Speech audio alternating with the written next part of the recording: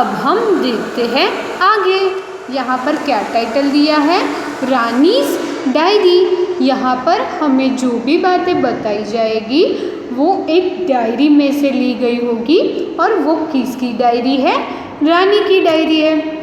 रानी है वो क्या करती है, जो अपना डे होता है उसके अकॉर्डिंग जो भी अच्छा हुआ हो वो डायरी में नोट करती है और अपने लाइफ की एक डायरी बनाती है। तो उसकी डायरी हम लोग यहाँ पर आज देखेंगे। यहाँ पर फर्स्ट क्या लिखा है, come let's go to see my new baby sister. यहाँ पर ये जो लड़की है उसका नाम है रानी। वो बोलती है उसकी फ्रेंड्स को कि चलो हम लोग मेरी बेबी सिस्टर को देखने के लिए चलते हैं। बाद में वो क्या करती है, माँ I bought sweet for Muniya.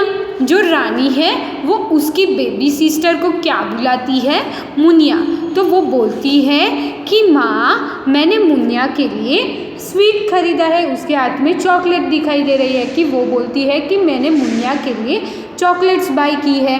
तो माँ क्या बोलती है, but she can not eat, she is too small. जो माँ है वो बोलती है कि तुम्हारी जो बेबी सिस्टर है वो बहुत ही छोटी है, वो स्वीट नहीं खा सकती, वो कुछ भी नहीं खा सकती। बाद में क्या लिखा है, and she does not even talk. जो रानी है वो बोलती है कि वो बात भी नहीं कर सकती है।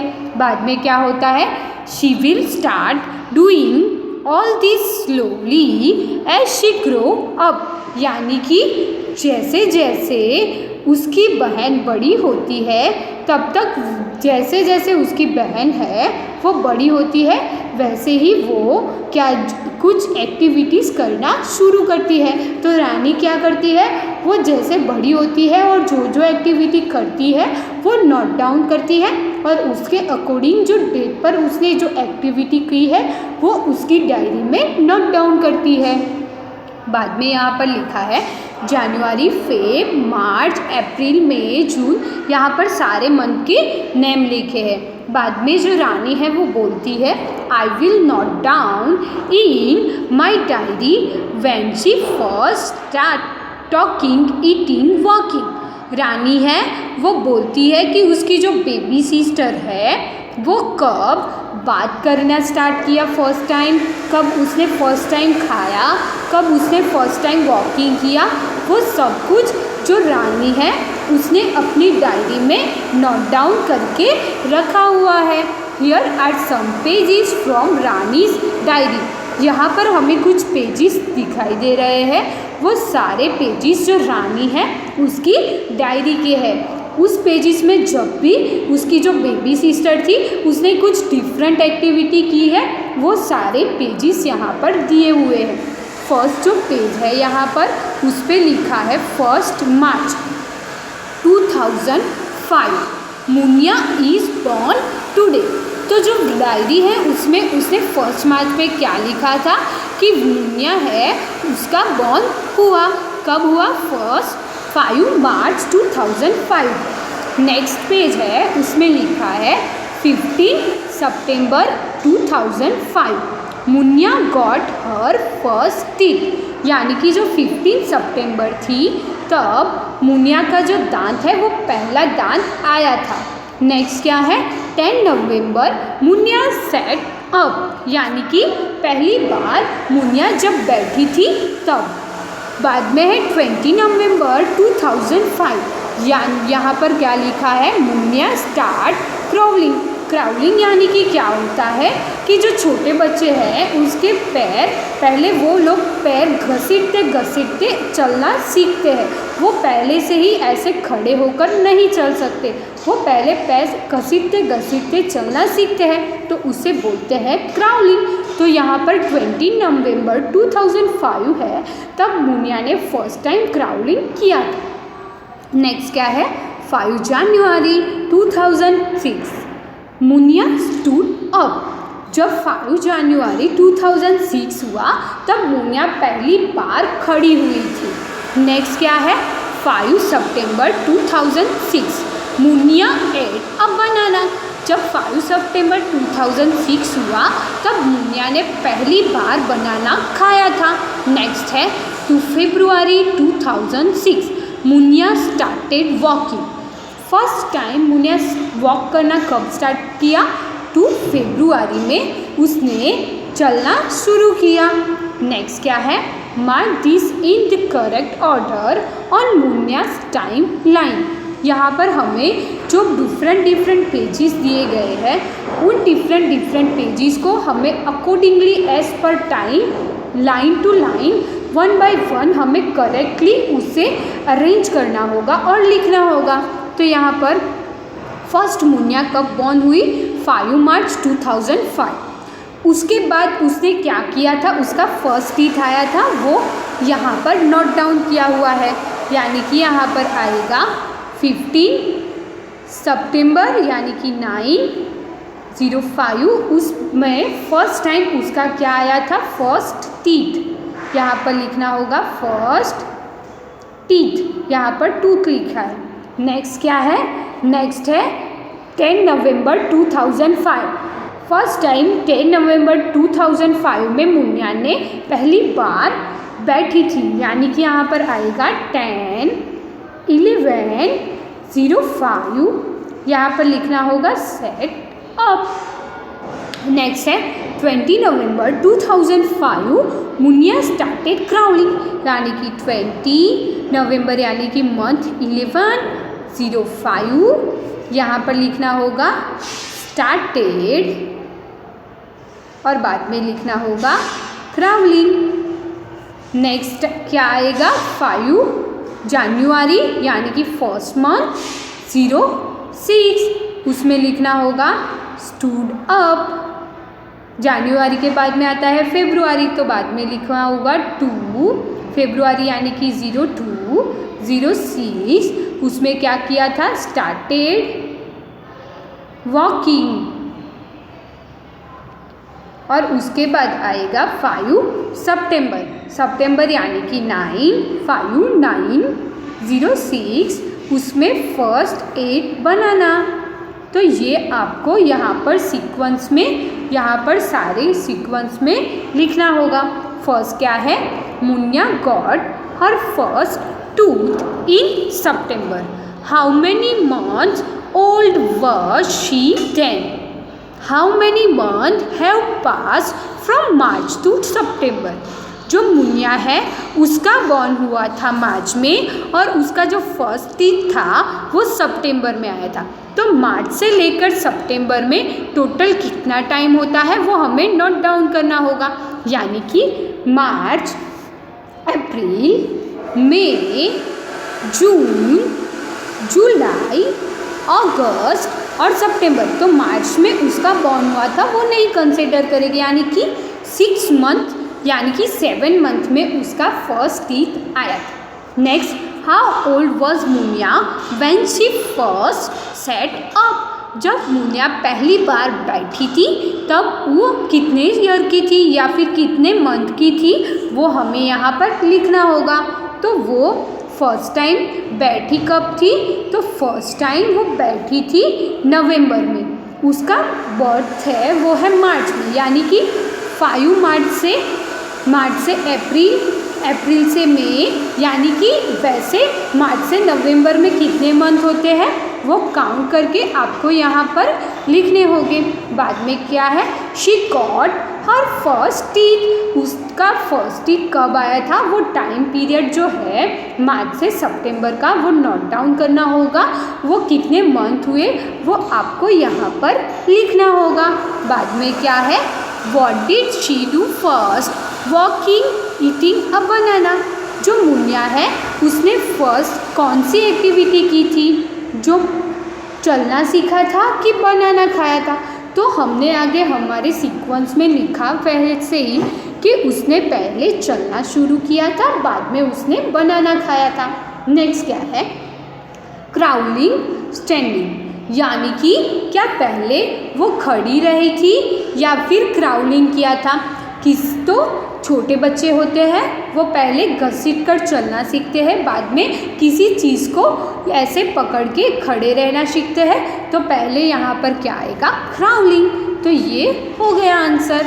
नेक्स्ट क्या है? रानी हैड अ पेट पपी। जो रानी है उसके पास पेट है, वो पपी है, उसका पपी है उसके पास one. After 2 week it open its eyes. जो पपी है वो जब बॉर्न हुआ और उसके 2 वीक पास आउट हो गए, तब वो जो पपी था उसने उसकी आँख ओपन की, आइज ओपन की। She watched it's growing like this. यानी कि जो पपी था वो कैसे ग्रो करता है वो सब रानी ने उसकी डायरी में नोट डाउन किया हुआ है। जैसे कि उसने बताया कि उसने आइज ओपन 2 वीक्स के बाद की थी।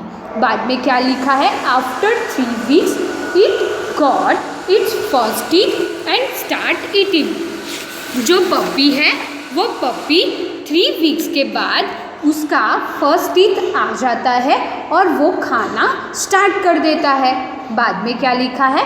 After 4 weeks it started walking around but was still wobbling. यानी कि जो पपी है वो 4 वीक के बाद चलना शुरू कर लेता है, लेकिन 4 वीक हुए हैं उसका मतलब अभी पपी बहुत ही छोटा है, तो उसके पैर क्या होंगे? जो भी फ्लोर होगा उस पर स्लिप हो जाएगा और वो थोड़ा सा गिर जाएगा और थोड़ा सा लंबा हो जाएगा, उसे बोलते हैं वॉबलिंग। बाद में है it had a full set of teeth by the time it was 7 month old. जब पपी 7 मंथ का होता है तो उसके सारे टीथ आ जाते हैं। बाद में क्या लिखा है? After 1 year it was a grow up dog and got its on puppies. यानी कि जो डॉग है, जो छोटा पपी था, वो 1 ईयर के बाद बहुत ही बड़ा हो जाता है और उसके दूसरे पपीज आ जाते हैं। यानी कि उसके दूसरे बेबीज भी आ जाते हैं, वो डॉग हो जाता है और उसके दूसरे पपीज भी आ जाते हैं। तो यहाँ पर ये रानी ने उसका जो पेट था उसका डायरी में नोट डाउन किया हुआ है। अब बाद में क्या लिखा है?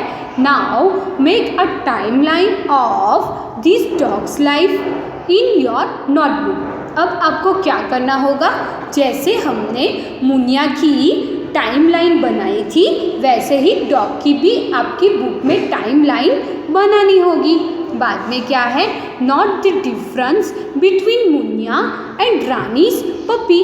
यानी कि जो रानी की बहन मुनिया थी उसकी जो नोट है उसमें और जो मुनिया का पपी, रानी का पपी था, उसकी जो नोट है, टाइम लाइन हमने बनाई, लाइफ टाइम जो टाइम लाइन बनाई, उनमें क्या डिफरेंस है वो हमें यहाँ पर लिखना होगा। यहाँ पर है पोजीशंस, मुनिया उसकी एज, पपी उसका एज। यहाँ पर फर्स्ट लिखा है स्टार्टेड वॉकिंग, पहली बार कब उन्होंने चलना शुरू किया था वो हमें लिखना है। तो यहाँ पर वो लिखने के लिए हमें मुनिया एंड जो पपी है उसकी टाइम लाइन देखनी होगी। तो हमें यहाँ पर पता है जो मुनिया की टाइम लाइन है उसमें 11 मंथ हुए थे तब मुनिया ने फर्स्ट टाइम वॉक करना शुरू किया था, और जो पपी है उसने ओनली 1 वीक यानी कि 1 मंथ, जो पपी है उसने ओनली 1 मंथ में चलना शुरू किया था। वैसे ही बाकी की जो 2 एक्टिविटी है वो आपको उन लोगों की जो टाइम लाइन है उसमें से जो आंसर आए उसके अकॉर्डिंग यहाँ पर आंसर लिखने होंगे। अब देखते हैं नेक्स्ट, फाइंड आउट, यानी कि यहाँ पर ढूंढना होगा। Do all animals grow at the same speed? क्या सारे एनिमल एक ही स्पीड से ग्रो होते हैं? तो इसका आंसर है नहीं। कुछ एनिमल को ग्रो होने के लिए ज़्यादा टाइम चाहिए, कुछ एनिमल बहुत ही शॉर्ट टाइम में ग्रो हो जाते हैं। तो सभी एनिमल का ग्रो होने का जो टाइम है वो बहुत ही डिफरेंट है। नेक्स्ट क्या है? Discuss about the growth of a hen, cow, birds. जो हैन होती है उसके ग्रो टाइम, काउ का ग्रो टाइम एंड बर्ड का ग्रो टाइम है वो आपको फ्रेंड्स को मिलकर डिस्कस करना होगा। जो काऊ है वो बड़ा एनिमल है, उसे ग्रो करने के लिए ज़्यादा टाइम लगता है। बर्ड एंड हैन वो कंपैरेटिवली जल्दी ग्रो हो जाते हैं काऊ से। बाद में क्या है, draw a picture of baby animals and the big animal. यहाँ पर आपको क्या करना होगा, baby animal and big animal होते हैं, उनके पिक्चर्स आपकी नोटबुक में ड्रॉ करने होंगे। नेक्स्ट क्या है, here are the picture of the grandfather posing for a photograph who looks the oldest to you। यहाँ पर ग्रैंडफादर है, उनके पिक्चर्स दिए गए हैं, आपको उनको ऑब्जर्व करना है और आपको बताना है कि कौन सबसे ओल्ड दिखाई दे रहा है। तो हमें तो ऑब्वियसली जो हमारे जैसे होते हैं वही ज़्यादा ओल्ड दिखते हैं। यहाँ पर 3 लोगों के ग्रैंडफादर्स दिए गए हैं। पहले एलिफेंट अप्पू है, उसके ग्रैंडफादर दिए गए हैं, उनकी जो एज है वो 95 ईयर्स ओल्ड है। बाद में क्या है, चूचू रेड्स ग्रैंडफादर, जो चूचू नाम का रेड है उसके ग्रैंडफादर का जो एज है वो बताया गया है, तो वो है 2 ईयर ओल्ड। बाद में क्या है, रानीज ग्रैंडफादर, रानी के जो ग्रैंडफादर है वो कितने ईयर ओल्ड है वो बताया गया है, तो वो है 70 ईयर ओल्ड। तो जो सबसे बड़ा है यानी कि जो सबसे ओल्ड है वो है एलिफेंट अप्पूस ग्रैंडफादर। क्यों, उनकी एज है 95 ईयर ओल्ड। और जो सबसे यंगेस्ट है वो है चूचू रेड्स ग्रैंडफादर, यानी कि जो रेड के ग्रैंडफादर है वो सबसे यंगेस्ट है क्योंकि उनकी एज ओनली 2 ईयर ओल्ड है। अब यहाँ पर उसके अकॉर्डिंग हमें कुछ क्वेश्चन दिए गए हैं, जिन क्वेश्चन के हमें आंसर देने होंगे। फर्स्ट क्या क्वेश्चन है, how much older is Appu's grandfather than Rani's grandfather, यानी कि अप्पू के ग्रैंडफादर रानी के ग्रैंडफादर से कितने ओल्ड है यानी कि कितने बड़े हैं वो हमें यहाँ पर बताना होगा।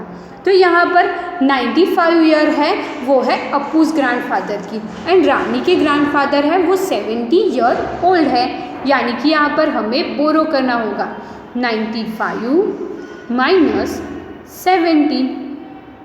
यहाँ पर 5 माइनस 0 यानी कि 5, 9 माइनस 7 तो क्या आएगा 2। तो यहाँ पर हमारा आंसर क्या आया 25 ईयर्स ओल्ड। कौन 25 ईयर्स ओल्ड है, जो अप्पू के ग्रैंडफादर है वो ज़्यादा बड़े हैं 25 ईयर ओल्ड रानी के ग्रैंडफादर से। नेक्स्ट क्या है, will Chuchu's grandfather ever grow as old as Appu's grandfather? क्या जो रेड होते हैं उनके ग्रैंडफादर, जो अप्पू यानी कि अप्पू एलिफेंट है उनके ग्रैंडफादर के जितने बड़े ग्रो हो सकते हैं? क्या रेड 95 ईयर ओल्ड जी सकता है? तो नहीं, जो रेड होता है उनकी लाइफ बहुत ही शॉर्ट होती है जी, उसके कंपेयर में एलिफेंट है, फिर हम ह्यूमंस हैं, उनकी लाइफ बड़ी होती है, ज़्यादा होती है, लॉन्ग होती है, उसके कंपेयर में रेड की लाइफ शॉर्ट होती है। तो यहाँ पर हमारा आंसर आएगा नो। नेक्स्ट क्या है, how much younger is Chuchu's रेड्स ग्रैंडफादर देन रानीज ग्रैंडफादर, यानी कि चूचू रेड है उसके ग्रैंडफादर रानी के ग्रैंडफादर से कितने यंग है, यानी कि कितने, जो चूचू रेड है वो उसके ग्रैंडफादर रानी के ग्रैंडफादर से कितने छोटे हैं। छोटे हैं उसका मतलब हुआ यंगर, और बड़े होते हैं उसका मतलब होता है ओल्डर। तो यहाँ पर हमें बताना है कितने यंगर हैं। तो यहाँ पर क्या करेंगे, 70 माइनस 2, यहाँ पर 0 है तो आएगा यहाँ पर 10, और 7 है वो कैंसल आउट होकर यहाँ पर आएगा 6। 10 माइनस 2 इट मीन्स क्या आएगा, 10 माइनस 2 इसका मतलब होता है 8, यहाँ पर 6, तो क्या आएगा आंसर हमारा 68 ईयर्स, यानी कि जो चूचू's रेड के ग्रैंडफादर है वो 68 ईयर यंगर है रानी के ग्रैंडफादर से। तो तो ये रानी की डायरी थी, उसके अकॉर्डिंग जो भी एक्टिविटी थी वो कंप्लीट होती है। Thank you everyone.